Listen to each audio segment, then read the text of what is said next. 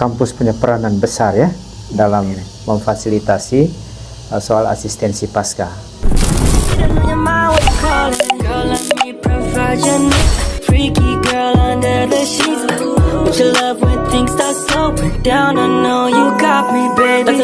Selamat pagi Pater. Selamat pagi. Terima kasih karena sudah meluangkan waktu untuk bersedia diwawancari kami. Kami mahasiswa dari program studi pendidikan bahasa Inggris, ada tugas mata kuliah English Journalism. Kami mau mewawancarai Pater karena Pater adalah salah satu pendamping asistensi pasca. Ya. Baik Pater, kita mulai dengan pertanyaan yang pertama saja. Bagaimana peran kampus dalam memfasilitasi dan mendampingi mahasiswa selama asistensi pasca ini? Saya kira kampus punya peranan besar ya dalam memfasilitasi soal asistensi pasca. Dari peran kampus itu mulai dengan persiapan. Saat persiapan itu kampus memberi ruang kepada setiap kelompok yang kelompok asistensi itu untuk bagi ruangan pertama, ruangan untuk latihan sehingga kita setiap hari tidak mencari ruangan, ruangan sudah ada. Itu yang pertama. Lalu yang berikut, saya kira kampus juga secara khusus dari Warek 3 lalu juga dari setiap prodi itu paling kurang lagu-lagu. Dari lagu-lagu ya kita mirip-mirip ya, kebanyakan kita sama karena saya lihat di Warek 3 itu mereka ada siap download lagu-lagu, nanti yang mau pakai ya silahkan ambil di sana. Lalu yang berikut, kampus juga fasilitasi soal dana, biaya. Jadi misalnya transportasi kita ke tempat asistensi ditalangi oleh kampus. Saya kira hampir ya rata-rata biaya transportasi ditanggung oleh kampus, tinggal mahasiswa setiap kelompok itu mereka tanggung sedikit-sedikit. Tapi pada umumnya kampus mempunyai peranan yang sangat besar dalam hubungan dengan persiapan asistensi lalu sampai pada pelaksanaan dan seterusnya. Pater, pertanyaan yang kedua, apa saja bentuk kegiatan yang dilakukan mahasiswa selama asistensi di paroki-paroki? Jadi di paroki-paroki itu khususnya di tempat-tempat di mana kelompok-kelompok asistensi berada bervariasi, tergantung dari perencanaan dari setiap kelompok itu.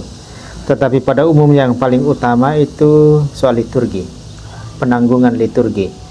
Ada yang menanggung 4 perayaan, berarti Kamis, Jumat, Sabtu, Minggu. Tetapi ada yang menanggung 2 atau 3. Rata-rata menanggung 3. Memang ada kelompok-kelompok tertentu yang menanggung 4 perayaan, tapi ada yang menanggung 3. Itu seluruhnya.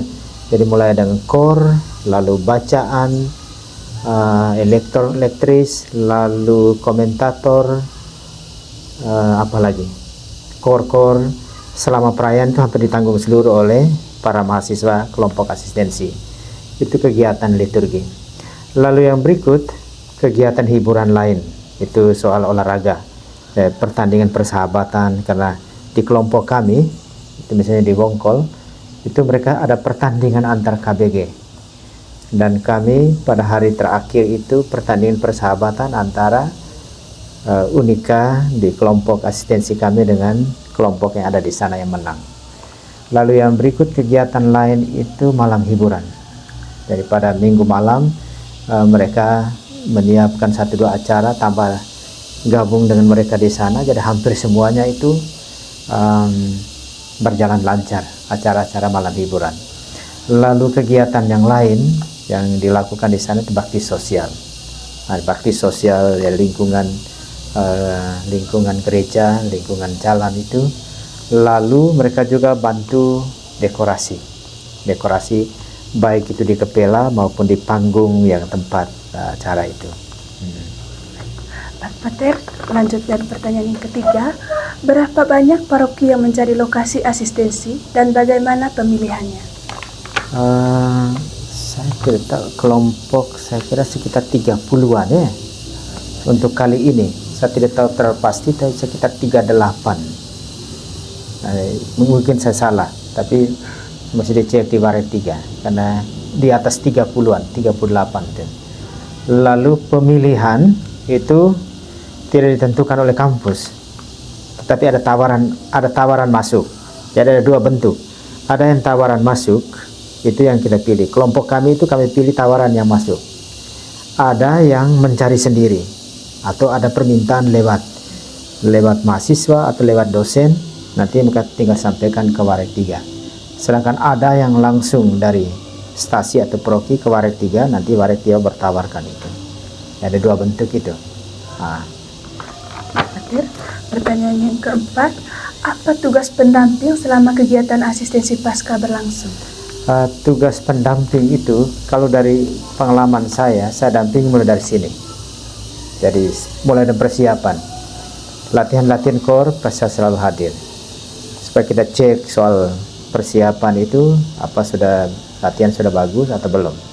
Lalu juga dengan persiapan yang lain.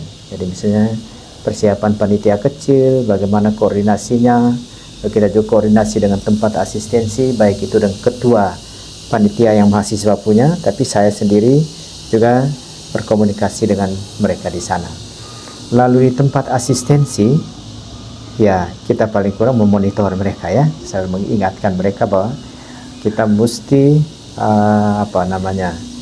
menyadari identitas kita sebagai mahasiswa. Kita datang dari sana, kita tidak hidup sembarang-sembarang, minum juga ukur-ukur. Lalu tahu jaga diri, itu saja. Tahu jaga diri. Lalu ya yang lain-lain, untuk saya karena imam sehingga saya pimpin perayaan Ekaristi, saya dampingi mereka. Di sana ada jenderal yang ya mereka gunakan 1-2 waktu untuk itu, saya selalu ada hadir bersama mereka, memberi support, dukungan. Lalu kalau ada sesuatu yang ini kita perbaiki. Untuk pertanyaan yang terakhir, apa harapan pendamping terhadap mahasiswa setelah mengikuti asistensi pasca ini? Jadi harapan saya macam dalam evaluasi kami kemarin. Sebelah harapan saya ini, asistensi adalah ajang momen untuk kamu melatih kepemimpinan kamu. Jadi melatih, khususnya terlibat dalam panitia-panitia atau kita semua ini melatih kepemimpinan, karena kemudian hari kamu akan kembali ke masyarakat. Itu yang pertama. Lalu yang kedua, membangun kepercayaan diri. Itu sangat penting gitu.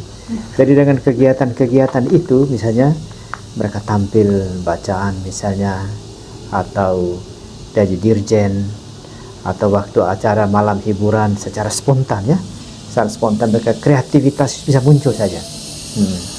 Jadi itu bagus. Jadi itu artinya bahwa kesempatan-kesempatan itu melatih kepercayaan diri, supaya latih diri berbicara, tampil di depan umum.